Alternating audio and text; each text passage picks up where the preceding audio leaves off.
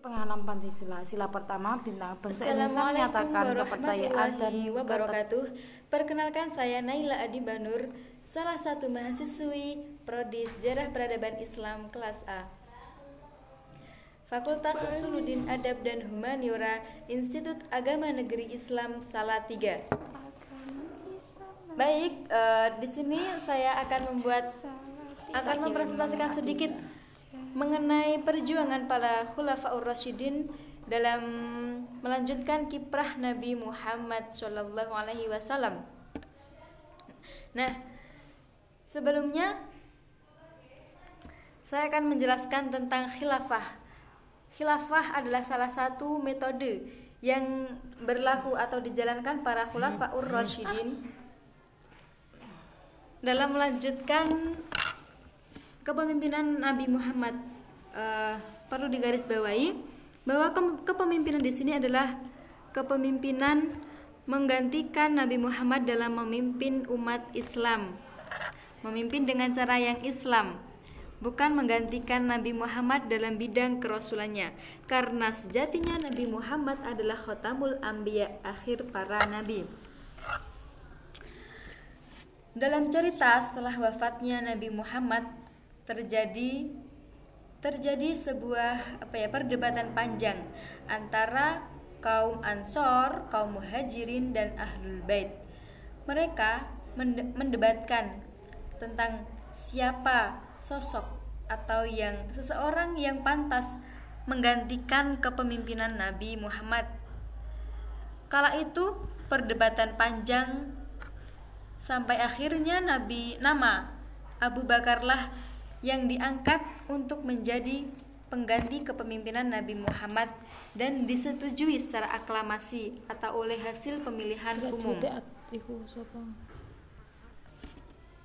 Ya. Kemudian Khulafaur Rasyidin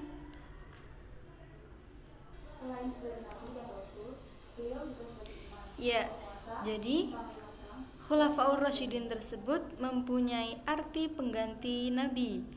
Pengganti di sini diartikan sebagai pengganti kepemimpinan. Maksudnya pengganti kepemimpinan Nabi Muhammad dalam memimpin sebuah negara atau wilayah, bukan menggantikan Nabi sebagai Rasul, karena sejatinya Nabi Muhammad adalah khotamul anbiya, yaitu akhir para nabi. Kemudian pencetus dari nama Khulafaur Rasyidin ini adalah orang-orang yang dekat dengan Nabi. Orang-orang yang dekat dengan Nabi berarti adalah sahabat. Mereka para sahabat Nabi.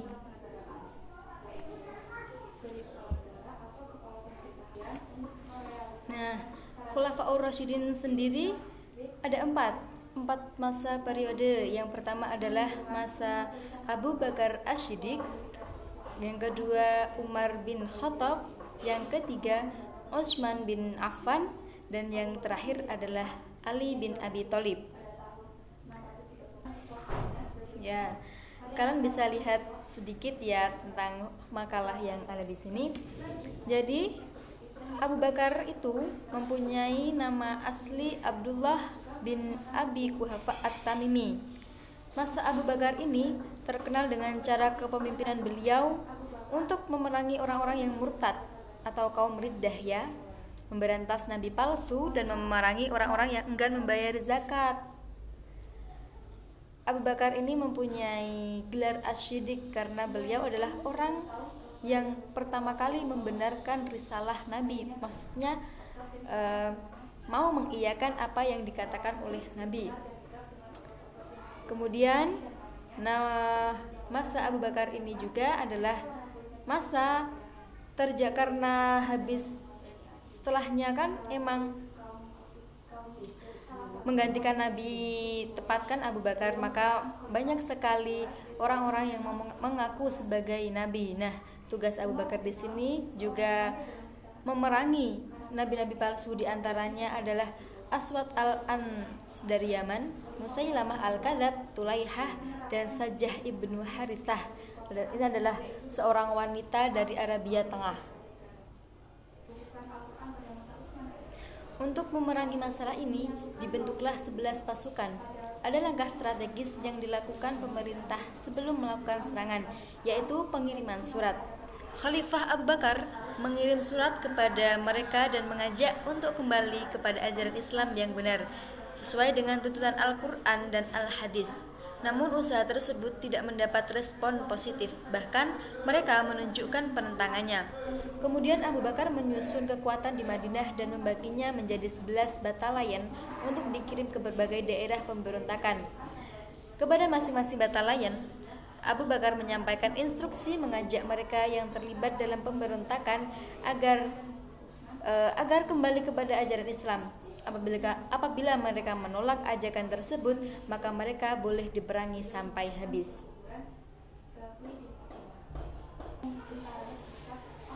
Kemudian Khalifah Abu Bakar meninggal dunia pada hari Senin 23 Agustus 624 Masehi setelah kurang lebih 15 hari terbaring di tempat tidur. Beliau meninggal di usia 63 tahun, kurang lebihnya seperti itu. Dan kekhalifahannya berlangsung selama 2 tahun 3 bulan 11 hari. Bisa diambil pelajaran dari kekhalifahan Abu Bakar ini bahwa kita sebagai umat Islam haruslah pantang menyerah, tidak boleh pantang menyerah maksudnya, maaf. Kemudian yang kedua, mempunyai jiwa dan semangat tinggi dalam melanjutkan kiprah Islamnya Nabi Muhammad. Walaupun dalam usia yang sudah cukup tua ya di masa sekarang, kita tetap harus melanjutkan mempunyai semangat tinggi ya. Kemudian khalifah yang kedua adalah Khalifah Umar bin Khattab.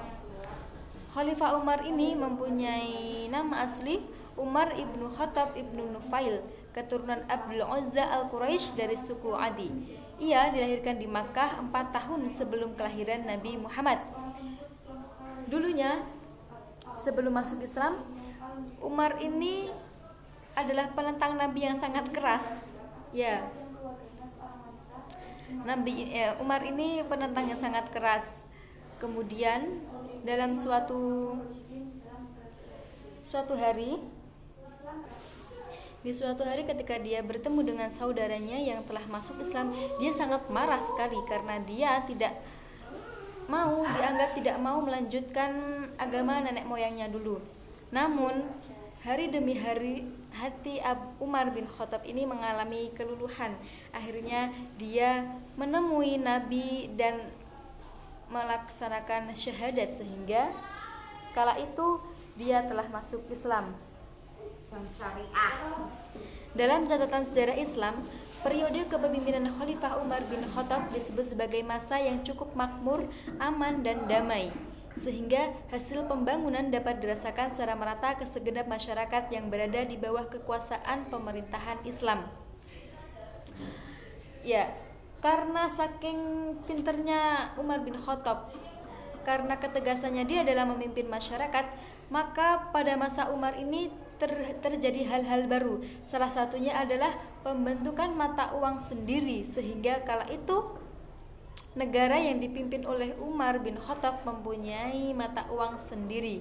Kemudian hal baru yang lainnya yaitu pembentukan kalender Hijriyah atau kalender Islamisasi. Kalender ini yang mengusulkan sebenarnya Ali, kemudian oleh Khalifah Umar disetujui dan direspon positif.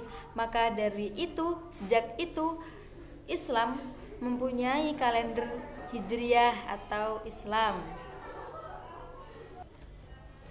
Salah satu metode kala itu yang digunakan oleh Khalifah Umar bin Khattab adalah dengan membentuk departemen-departemen.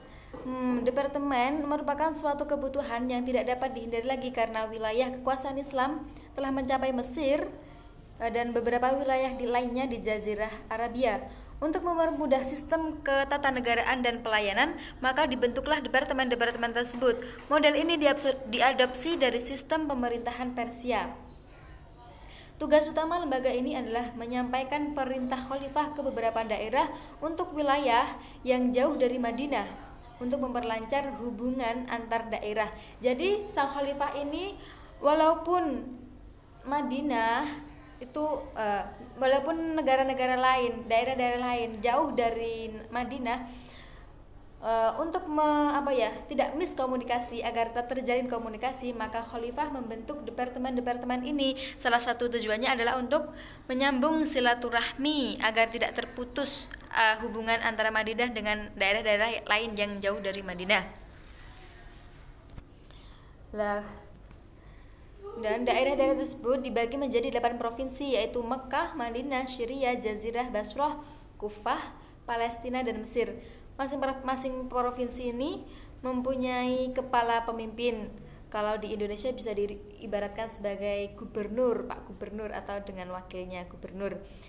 Dan mereka tetap mengemban tugasnya sebagai gubernur dan juga bawahan dari Khalifah Abu Bakar sendiri.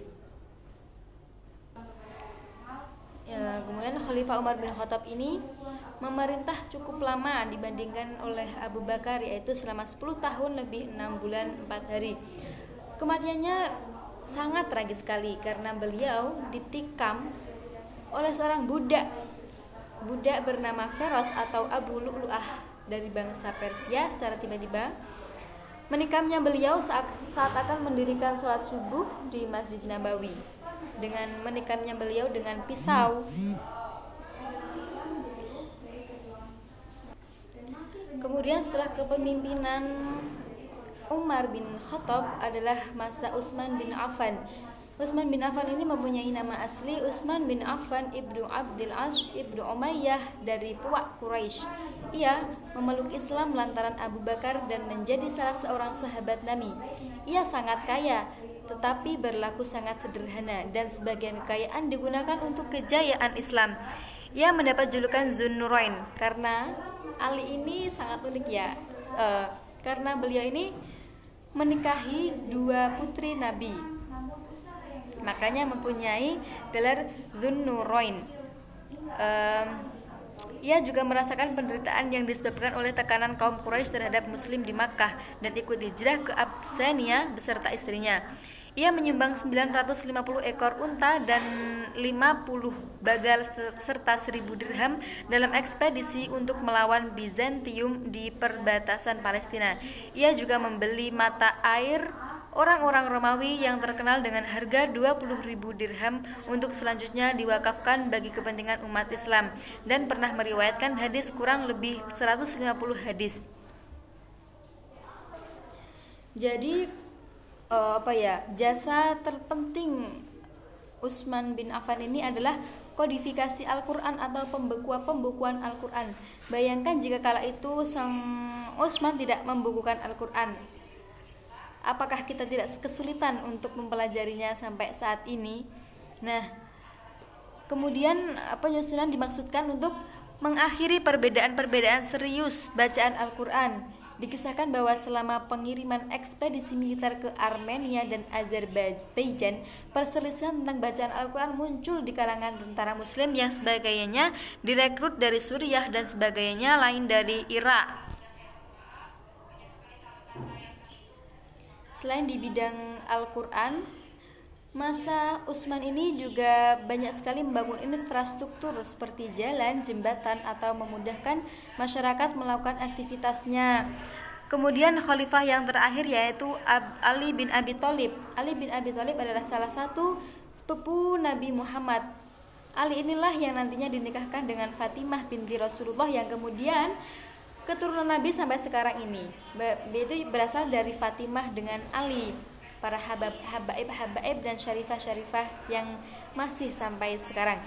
Pada masa Khalifah Ali ini, beliau berusaha mengembalikan cita-cita Khalifah Abu Bakar dan Utsman, yaitu menarik kembali harta rampasan yang dibagikan oleh Khalifah Utsman ketika mereka menang dalam peperangan. Namun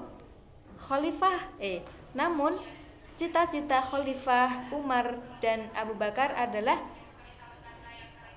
menariknya kembali. Kemudian sang Ali melanjutkan cita-citanya, itu menarik harta rampasan, tanah-tanah rampasan yang telah dibagikan. Selain menarik kembali harta rampasan perang, beliau juga mengganti para pemimpin yang kurang cakap dalam memimpin atau para pemimpin yang tidak bisa mengemban amanat dengan baik. Beliau ganti dengan pemimpin-pemimpin yang lebih bisa dipertanggungjawabkan amanatnya. Kemudian simpulan dari penjelasan di atas adalah bisa dikatakan Islam pada masa ini sangat baik perkembangannya. Bisa dilihat dari penyebar luasan Islam yang mencakup daerah-daerah di luar Makkah dan Madinah. Juga banyak sekali hal-hal yang juga sangat dibutuhkan masyarakat sekarang.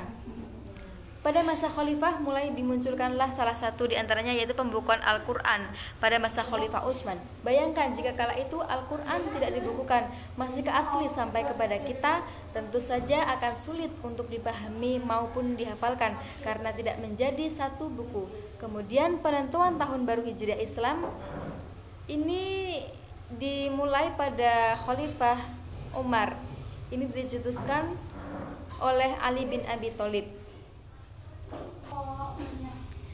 Demikian presentasi dari saya. Tentu saja banyak kekurangan-kekurangan karena di sini sifatnya saya masih belajar dan setiap manusia pasti mempunyai kesalahan. Kritik dan saran yang membangun sangat saya harapkan untuk memperbaiki dalam pembuatan video ini. Kurang dan lebihnya mohon maaf. Wabillahi taufiq wal hidayah. Wassalamualaikum warahmatullahi wabarakatuh.